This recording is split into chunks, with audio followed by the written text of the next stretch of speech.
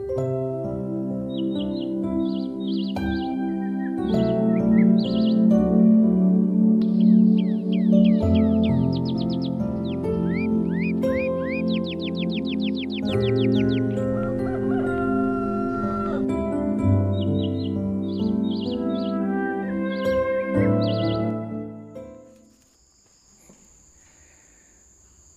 berjumpa kembali Bapak Ibu, Saudari-saudara, umat beriman yang terkasih dalam Tuhan dimanapun Anda berada, para pendengar setia Renungan Mutiara Pagi yang diberkati oleh Tuhan kita Yesus Kristus.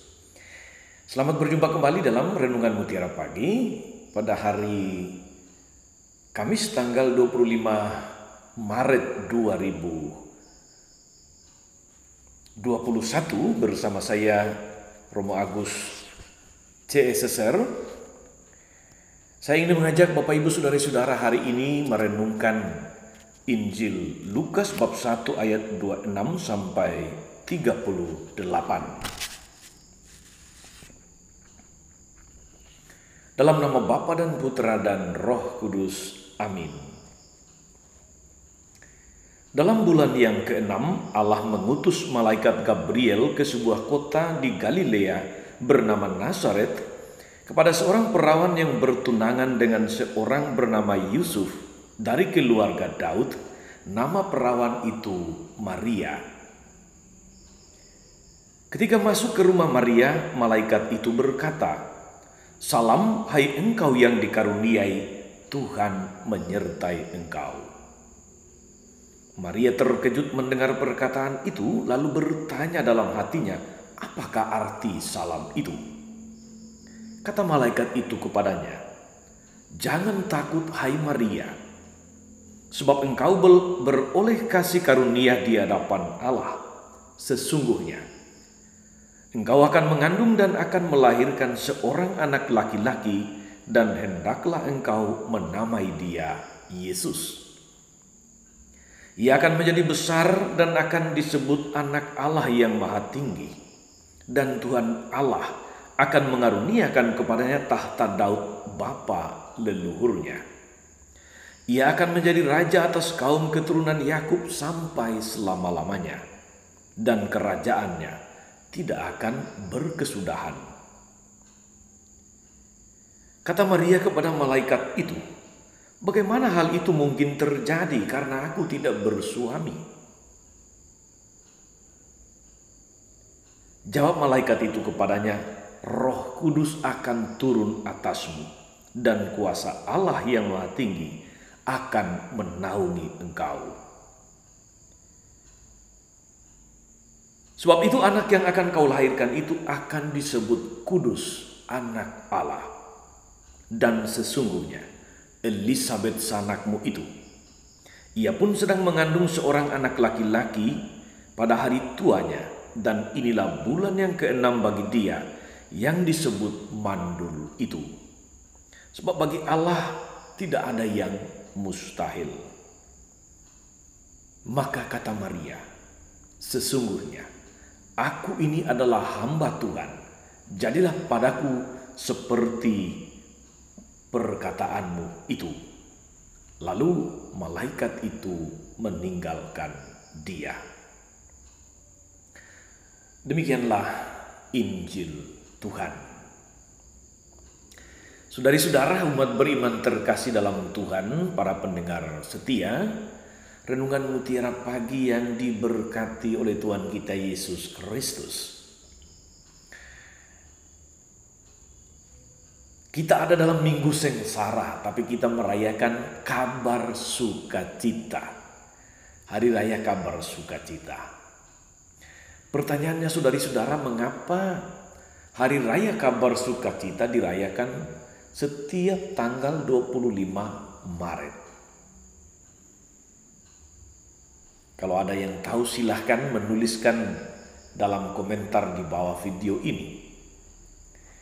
Tetapi supaya Bapak Ibu Saudara-saudari dan saya bersama Bapak Ibu boleh sharing pendalaman kitab suci, katakanlah begitu.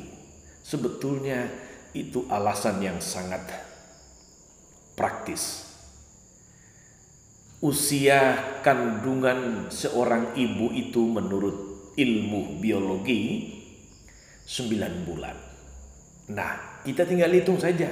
Kalau perayaan Natal kelahiran Yesus itu dirayakan 25 Desember, maka tinggal tarik mundur saja 9 bulan ke belakang, itu terjadi pada bulan Maret. Maka 25 Maret kita merayakan kabar sukacita. Itu alasannya, saudari-saudara. Bapak Ibu saudara-saudari umat beriman terkasih, apa yang dapat kita renungkan pada kesempatan ini ketika kita merayakan hari raya kabar sukacita. Kabar keselamatan yang diberikan oleh malaikat Gabriel kepada Maria adalah sebuah perutusan penting bagi Bunda Maria. Dan kita melihat saudari-saudara dalam perikop Injil tadi bagaimana Maria menyatakan iman dan kesediaannya yang luar biasa untuk ambil bagian dalam karya keselamatan Allah. Meskipun itu adalah sebuah kabar sukacita, tetapi saudari-saudara, Bunda Maria kaget, bingung dengan kabar ini, karena itu membuat dia takut. Itulah mengapa kemudian dia diteguhkan, dikuatkan oleh malaikat Gabriel untuk jangan takut.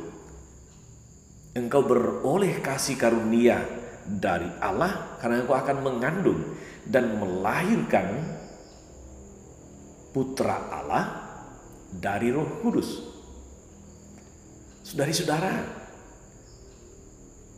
penguatan peneguhan itu membuat Maria kemudian penuh dengan sukacita.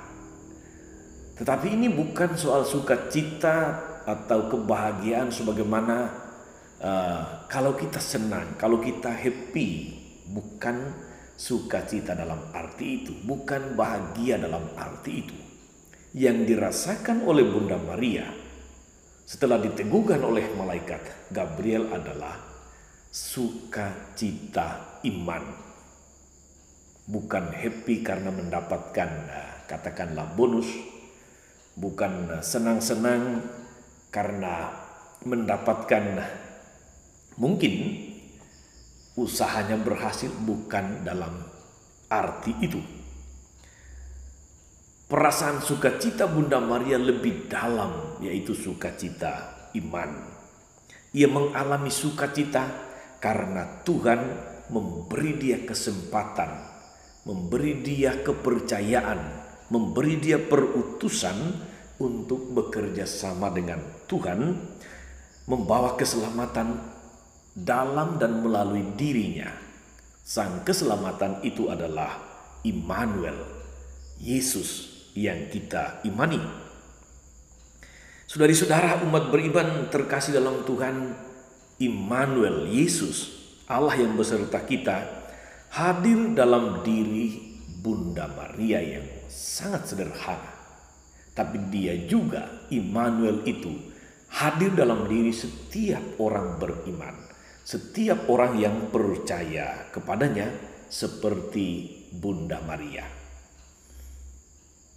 Pertanyaannya saudara-saudariku, apakah kita berani menjadi seperti Bunda Maria menyembah Tuhan dalam kehendak bebas?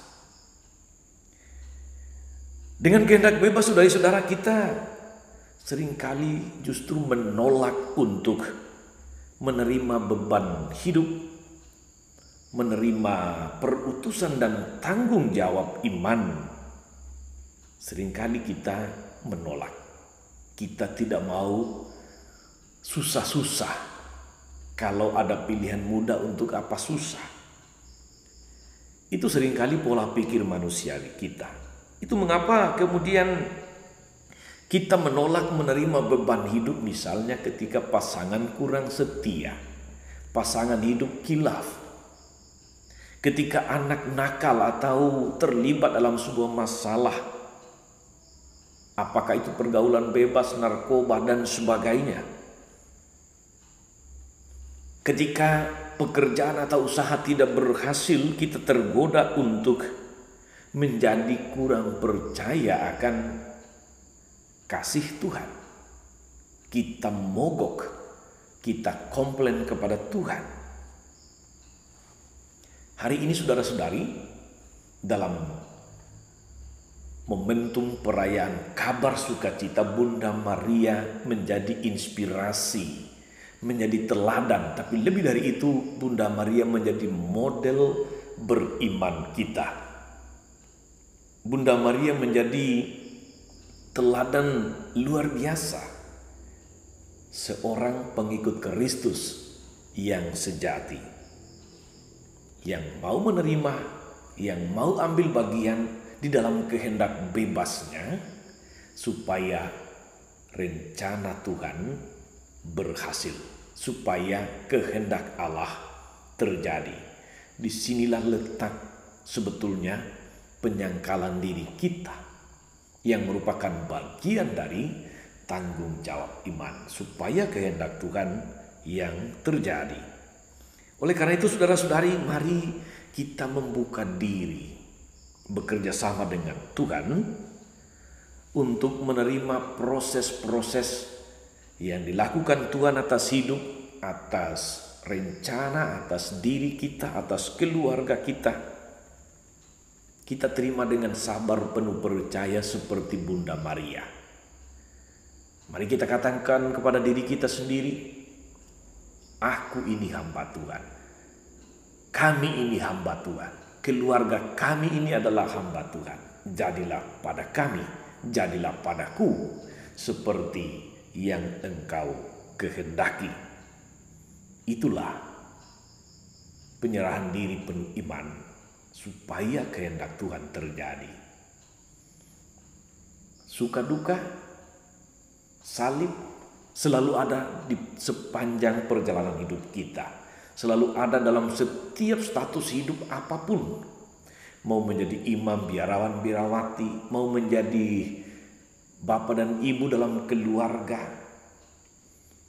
Semua panggilan hidup itu ada suka dukanya, ada perjuangan, pergumulannya, ada proses-proses yang seringkali tidak bisa kita hindari. Tapi yang paling penting dari semuanya itu adalah, mari saudara-saudari seperti Bunda Maria, kita membuka diri, kita siap untuk dipakai Tuhan, siap juga diproses Tuhan di dalam perjalanan hidup kita. Tetapi dengan satu keyakinan iman, satu penyerahan diri, kami ini adalah hamba Tuhan, aku ini hamba Tuhan. Jadilah padaku menurut perkataanmu itu. Selamat beraktivitas hari ini, selamat berbuat baik, selamat mewujudkan kehendak Tuhan dalam diri kita, dalam keluarga kita, dalam pekerjaan-pekerjaan kita, dalam rencana-rencana hidup kita. Salam 52, Tuhan Yesus memberkati. Maria Bunda selalu menolong, setia mendoakan kita semua. Amin.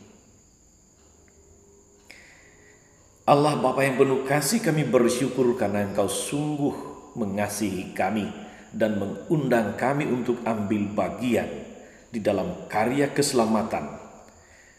Berilah kami iman seperti Bunda Maria yang tangguh dalam menghadapi persoalan, yang berani menyerahkan persoalan kepadamu dan bekerja sama denganmu untuk bergumul dalam iman supaya kehendak-Mu terjadi. Semoga dalam segala rencana, karya dan pelayanan kami sepanjang hari ini, kami hanya berusaha untuk membuka diri kami, pasrah pada kehendak-Mu, biarlah seluruh kehendak-Mu yang terjadi. Saungkalah Tuhan dan pengantara kami sepanjang segala masa. Amin. Saudari-saudara sekalian, berkat Allah turun atas saudara-saudari, atas mereka yang kita doakan atau kita janjikan doa, mereka yang sakit dan menderita, segala rencana, karya dan pelayanan kita sepanjang hari ini, Bapa dan Putra dan Roh Kudus. Amin. Jangan lupa like, subscribe, nyalakan lonceng notifikasinya. Salam 52, Tuhan memberkati.